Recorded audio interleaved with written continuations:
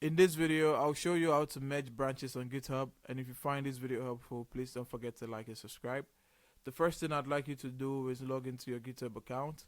Once that's done, I want you to navigate to the right part of the screen where you see the icon that displays your display image. You're going to click on that and you're going to go to repositories. Now on the repositories, we're going to find a repository that we want to merge branches for. So we're going to click on this repository here. Now it's very important to know that to merge branches, you need multiple branches available on the repository. So you see this repository has the dev branch, it has the main branch, and it has a new branch one.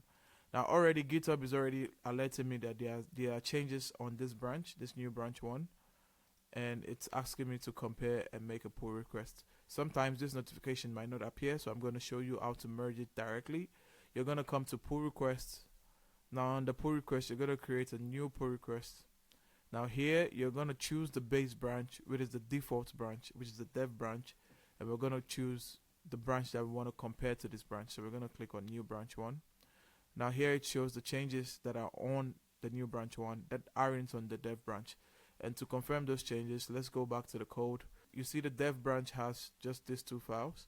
But when we go to new branch one, we added a file to new branch one, which is the test.md, and new branch one has 3 files. So that's the difference between these two branches. So now we're going to go back to pull requests. We're going to create a new pull request. We're going to compare these two branches, the default branch with the new one, and we're going to create a pull request. Now we're going to add a detailed description here. This usually follows a description that tells the reviewer of your code what you did, why you did it, and how you did it. So you're going to use this as guidelines to fill this description, and you're going to create a pull request.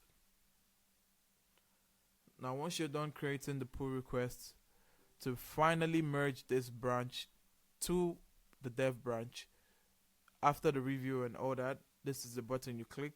You click on merge request and you click on confirm merge.